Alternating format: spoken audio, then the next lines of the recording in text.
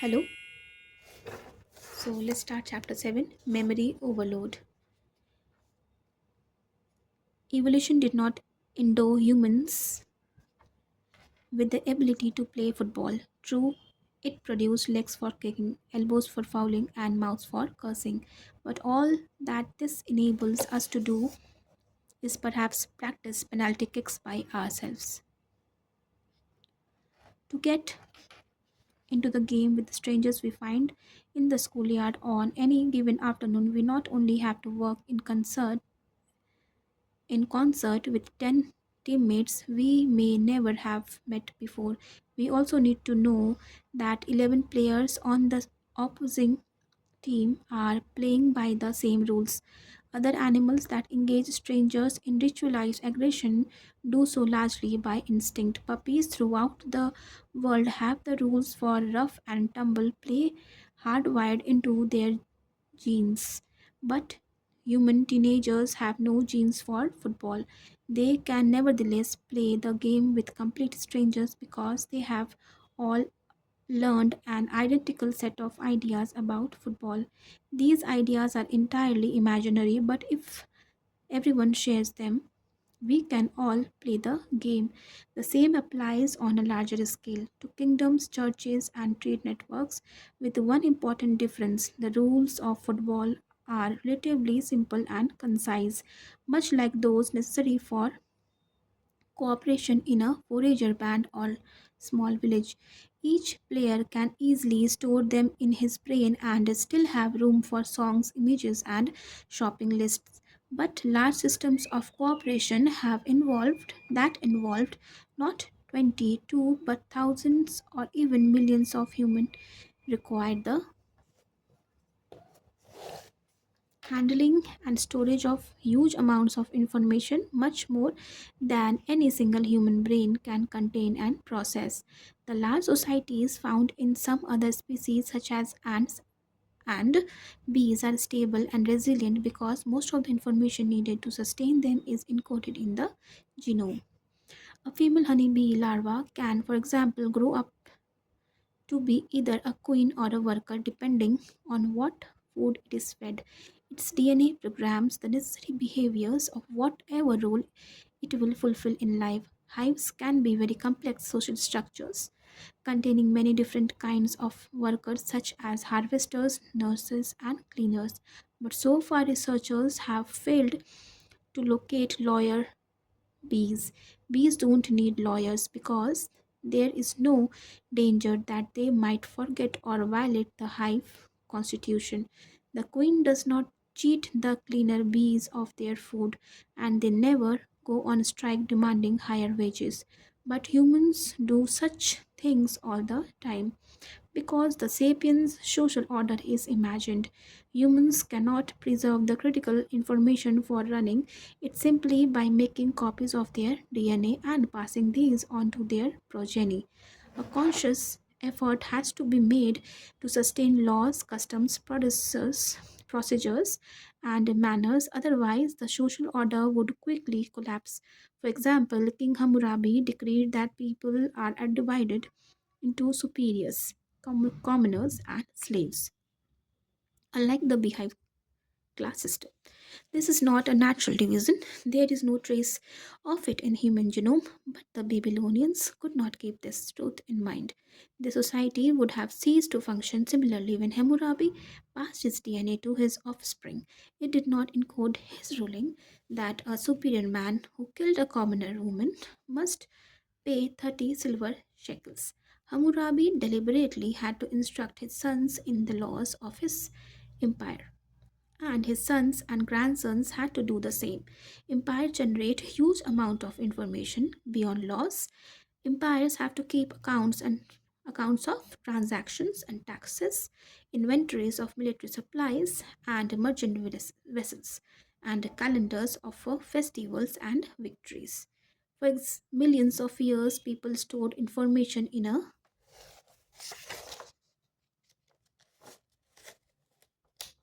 single place, their brain.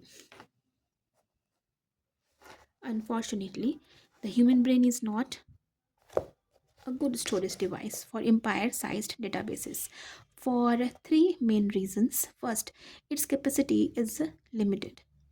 True, some people have astonishing memories, and in ancient times, they were memory professionals who could store in their heads the topographies of whole provinces and the law codes of entire states.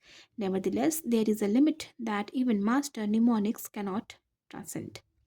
A lawyer might know by heart the entire law code of Commonwealth of Massachusetts, but not the details of every legal proceeding that took place in Massachusetts from the Salem witch trials onwards. Secondly, humans die and their brains die with them. Any information stored in a brain will be erased in less than a century. Hmm. It is, of course, possible to pass memories from one brain to another, but after a few transmissions, the information tends to get garbled or lost. Thirdly, the most importantly, the human brain has been adapted to store and process only particular types of information in order to survive. Ancient hunter gatherers had to remember the shapes, qualities, and behavior patterns of thousands of plant and animal species. They had to remember that a wrinkled yellow mushroom growing in an autumn under an elm tree is most probably poisonous, whereas a similar looking mushroom growing in winter under an oak tree is a good stomach ache remedy. Okay. Hunter gatherers also had to bear in mind the opinion and relations of several dozen band members. If Lucy needed a band member's help to get John to stop harassing her, it was important for her to remember that John had fallen out last week with Mary, who would thus be likely an enthusiastic ally. Consequently, evolutionary pressures have adapted the human brain to store immense quantities of botanical, zoological, topographical, and social information. But when particularly complex societies began to appear in the wake of agricultural revolution, a completely new type of information became vital. Numbers. Foragers were never obliged to handle large amounts of mathematical data. No forager needed to remember, say, the number of fruit on each tree in the forest, so human brains did not adapt to storing and processing numbers. Yet, in order to maintain a large kingdom, mathematical data was vital. It was never enough to legislate laws and tell stories about guardian gods. One also had to collect taxes in order to tax hundreds of thousands of people. It was imperative to collect data about people's income and possessions, data about payments made, data about arrears, debts, and fines, data about discounts and exemptions. This added up to millions of data bits which had to be stored and processed. Without this capacity, the state would never know what resources it had and what further resources it could trap. When confronted with the need to memorize, recall, and handle all these numbers, most human brains overdosed or fell asleep. This mental limitation severely constrained the size and complexity of human collectives. When the amount of people and prosperity and property in particular society crossed a critical threshold, it became necessary to store and process large amounts of mathematical data. Since the human brain could not do it, the system collapsed. For thousands of years after the agricultural revolution, human social networks remained relatively small and simple. The first to overcome the problem were the ancient Sumerians, who lived in southern Mesopotamia. There, a scorching sun beating upon rich, muddy plains produced plentiful harvest and prosperous towns as the numbers of inhabitants grew. So did the amount of information required to coordinate their affairs. Between the years 3500 BC and 3000 BC, some unknown Sumerian geniuses invented a system for storing and processing information outside their brains, one that was custom built to handle large amount of mathematical data. The Sumerians thereby released their social order from the limitations of human brain, opening the way for the appearance of cities, kingdoms, and empires. The data processing system invented by the Sumerians is called writing.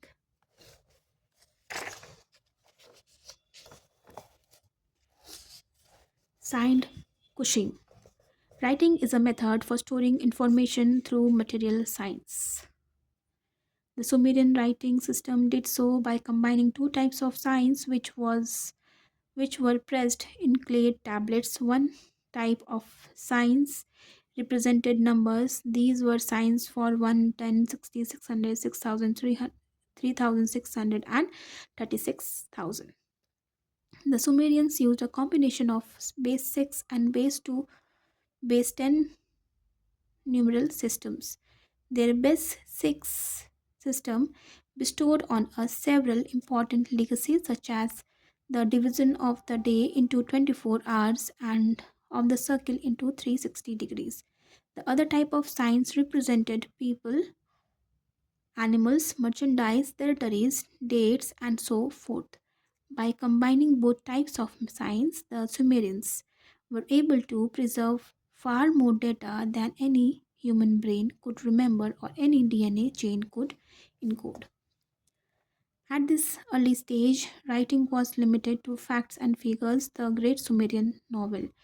If there ever was one, was never committed to clay tablets. Writing was time consuming and reading public tiny, so no one saw any reason to use it for anything other than essential record keeping. If we look for the first words of wisdom reaching us from our ancestors 5,000 years ago, we are in for a big disappointment. The earliest messages our ancestors have left us read, for example, 29,086 measures barley, 737 months cushion. The most probable reading of this sentence is a total of 29,086 measures of barley were received over the course of 37 months. Signed Kushim. Alas, the first texts of history contain no philosophical insights, no poetry, no poetry, legends, laws, or even royal trims. They are humdrum economic documents recording the payment of taxes, accumulation of debts, and ownership of property. Only one other type of text survived from these ancient days, and it is even less exciting. List of words copied over and over again by apprentice scribes as training exercises. Even had a bored student wanted to write out some of his poems instead of copy a bill of sale, he could not have done so. Hmm. The earliest Sumerian writing was a partial rather than a full script. Full script is a system of material science that can represent spoken language more or less completely. It can therefore express everything people can say, including poetry. Partial script, on the other hand, is a system of material science that can represent only particular types of information belonging to a limited field of activity. Latin script, ancient Egyptian hieroglyphics, and Braille are full scripts. You can use them to write tax registers, love poems, history books, food recipes, and business laws. In contrast, the earlier Sumerian script, like modern mathematical symbols and musical notation, are partial scripts. You can use mathematical script to make calculations, but you cannot use it to write love poems. It didn't disturb the Sumerians that their script was ill suited for writing poetry. They didn't invent it in order to copy spoken language, but rather to do things that spoken language failed at. There were some cultures, such as those of pre Columbian Andes, which used only partial scripts throughout their entire histories, unfazed by their script's limitations and feeling no need for a full version. Indian script was very different from its Sumerian counterpart. In fact, it was so different that many people would argue it wasn't a script at all. It was not written on clay tablets or pieces of paper. Rather, it was written by tying knots on colorful cords called quips. Each quipu consisted of many cords of different colors made of wool or cotton. On each cord, several knots were tied in different places. A single quipu could contain hundreds of cords and thousands of knots. By combining different knots on different cords with different colors, it was possible to record large amount of mathematical data relating to, for example, tax collection and property ownership. For hundreds, perhaps thousands of years, quipus were essential to the business of cities, kingdoms, and empires. So, this is a quipo.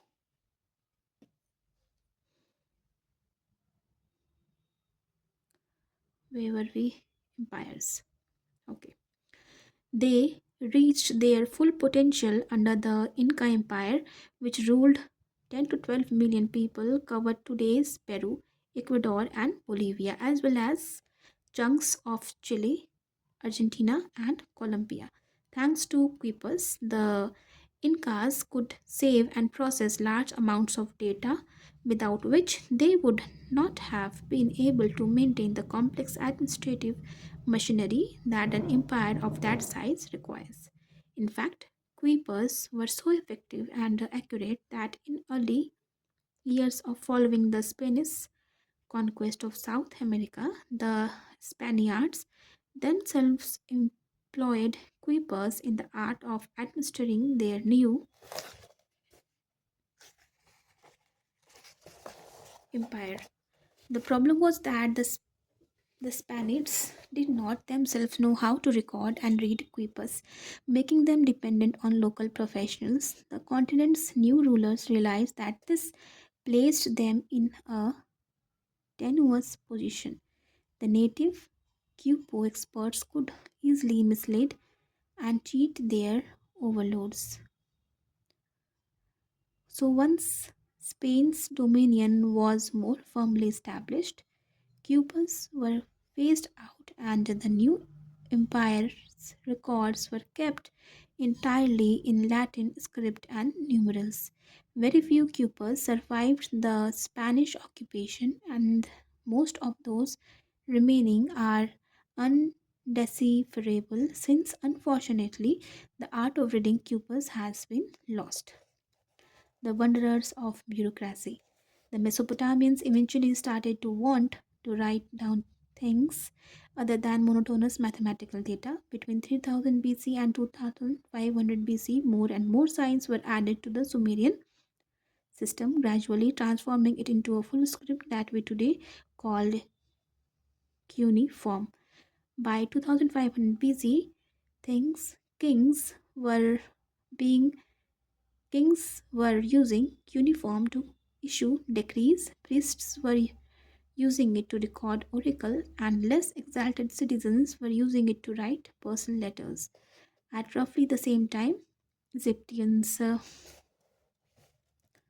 developed another full script known as hieroglyphics. Other full scripts were developed in China around 1200 BC and in Central America around 1000 to 500 BC.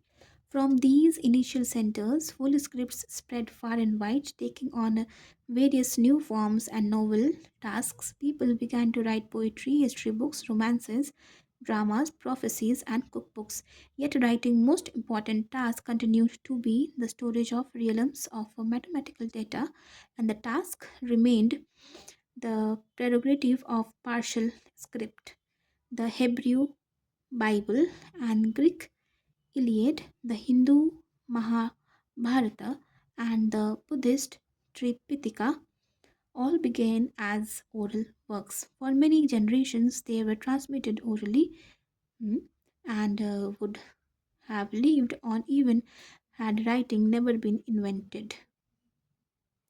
But tax registries and complex bureaucracies were born together with partial script, and the two remain inexorably linked to this day like Siamese twins. Think of the cryptic entries in the computerized databases and spreadsheets. As more and more things were written, and particularly as administrative archives grew to huge proportions, new problems appeared. Information stored in a person's brain is easy to retrieve. My brain stored billions of bits of data, yet I can quickly, almost instantaneously recall the name of Italy's capital immediately after I recollect what I did on 11th September 2001, and then reconstruct the route leading from my house to the Hebrew University in Jerusalem. Exactly how the brain does it remains a mystery, but we all know that brain's retrieval system is amazingly efficient, except when you are trying to remember where you put your car keys. How, though, do you find and retrieve information stored on Quepico codes or clay tablets? If you have just 10 tablets or 100 tablets, it's not a problem. But what if you have accumulated thousands of them, as did one Hammurabi's contemporaries, King Zimri-Lim of Mari? Imagine for a moment that it is 1776 BC. Two Marians are quarreling over possession of a position over a wheat field. Jacob insists that he bought the field from Esau 30 years ago. Esau retorts that he, in fact, rented the field to Jacob for a term of 30 years, and that now, the term being up, he intends to reclaim it. They shout and wrangle and start pushing one another before they realize that they can resolve their dispute by going to Royal Archive, where are housed the deeds and bills of sale that apply to all kingdoms' real estate. Upon arriving at the archive, they are shuttled from one officials to another. They wade through several herbal tea breaks, are told to come back tomorrow, and eventually are taken by a grumbling clerk to look for the relevant clay tablet. The clerk opens the door, leads them into a huge room lined floor to ceiling with thousands of clay tablets. No wonder the clerk is sour faced. How is he supposed to locate the deed to the disputed wheat field written 30 years ago? Even if he finds, how will he be able to cross check to ensure that the one from 30 years ago is the latest document relating to the field in question? If he can't find it, does that prove that Esau never sold or rented out field,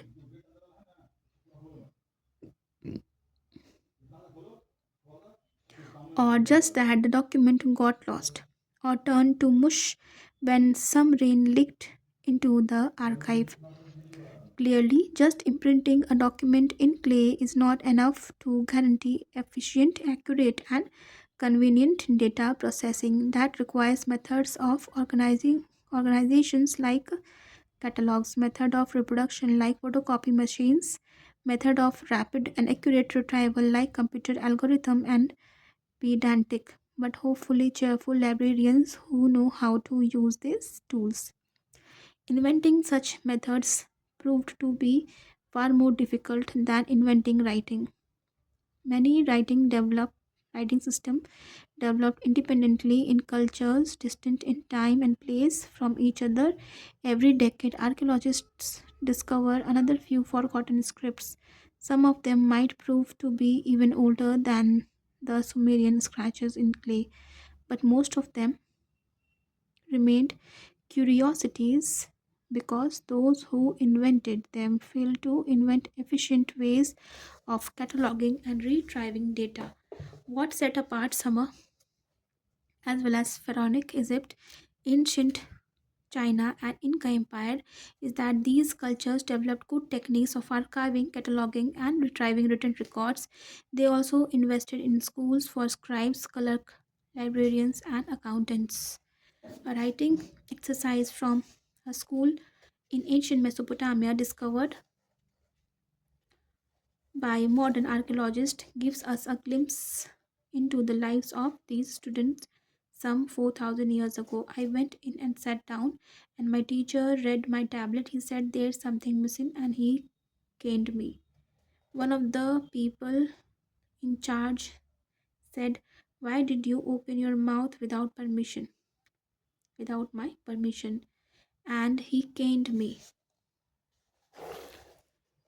The one in charge of rules said, "Why did you get up without my permission?" And he caned me. The gatekeeper said, Why are you going out without my permission?" And he caned me.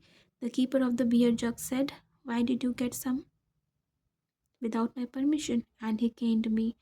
The Sumerian teacher said, "Why did you speak Akkadian?" And he caned me. My teacher said, "Your handwriting is no good," and he caned me. Ancient scribes learned not merely to read and write, but also to use catalogs, dictionaries, calendars, norms, forms, and tables. They studied and internalized techniques of cataloging, retrieving, and processing information, very different from those used by the brain.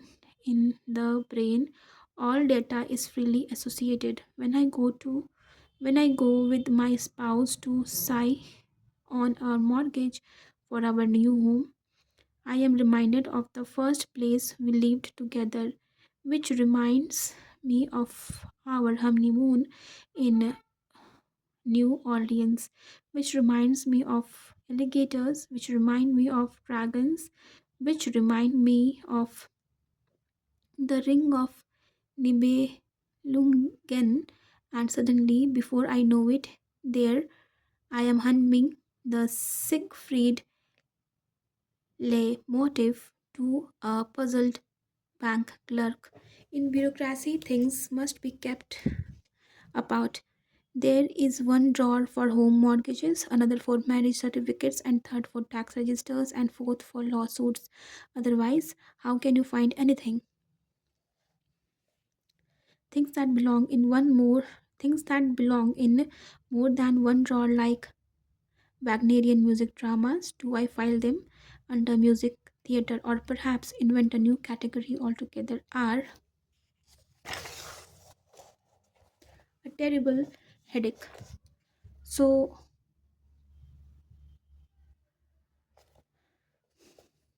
no one is forever adding, deleting, and rearranging drawers. In order to function, the people who operate such a system of drawers must be reprogrammed to stop thinking as human and to start thinking as clerk and accountants. For as everyone from ancient times till today knows, clerks and accountants think in a non human fashion. They think like filing cabinets. This is not their fault. If they don't think that way, their drawers will all get mixed up, and they won't be able to provide the services their government company or organizations requires. The most important impact of script on human history is precisely this. It has gradually changed the way humans think and view the world. Free association and holistic thought have given way to compartmentalization and bureaucracy. The language of numbers. As the centuries passed, bureaucratic methods of data processing grew even more different from the way humans naturally think, and even more important. A critical step was made sometime before the 9th century AD when a new partial script was invented, one that could store and process mathematical data with unprecedented efficiency. This partial script was composed of 10 signs representing the numbers from 0 to 9. Confusingly, these signs are known as Arabic numerals, even though they were first invented by the Hindus. Even more confusingly, modern Arabs use a set of digits that look quite different from Western ones. But the Arabs get the credit because they were invaded, because when they invaded when they invaded India, they encountered the system, understood its usefulness, refined it, and spread it through the Middle East and then to Europe. When several other signs were later added to the Arab numerals, such as the signs of addition, subtraction, and multiplication, the basis of modern mathematical notation came into being.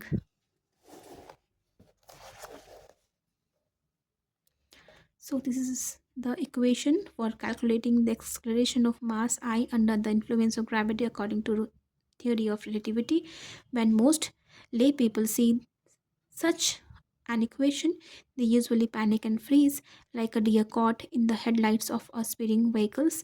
The reaction is quite normal and does not betray a lack of intelligence or curiosity.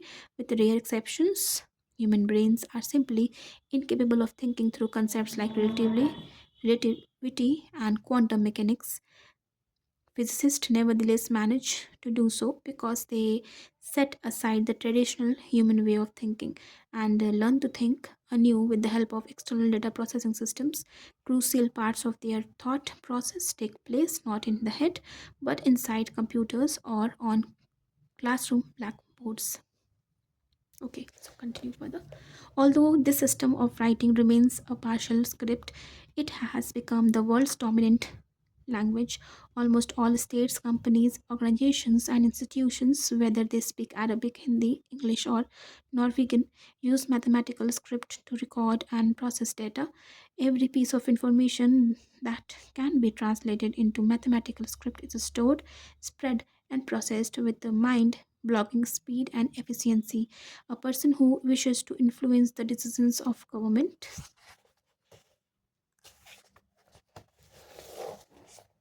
organizations, and companies must therefore learn to speak in numbers. Experts do their best to translate even ideas such as poverty, happiness, and honesty into numbers. The poverty line, subjective well being levels, credit rating, entire fields of knowledge such as physics and engineering have already lost almost all touch with the spoken human language and are maintained solely by mathematical script. More recently, mathematical script has given rise to an even more revolutionary writing system, a computerized binary script consisting of only two signs, 0 and 1. The words I am now typing on my keyboard are written within my computer by different combinations of 0 and 1. Writing was born as a maidservant of human consciousness but is increasingly becoming its master. Our computers have trouble understanding how Homo sapiens talks, feels, and dreams. So we are teaching Homo sapiens to talk, feel, and dream in the language of numbers, which can be understood by computers. And this is not the end of story. The field of artificial intelligence is seeking to create a new kind of intelligence based solely on the binary script of computers. Science fiction movies such as The Matrix, The Terminator, and The Terminator tell of a day when the binary script throws off the yoke of humanity. When humans try to regain control of the rebellious script, it responds by attempting to wipe out the human race.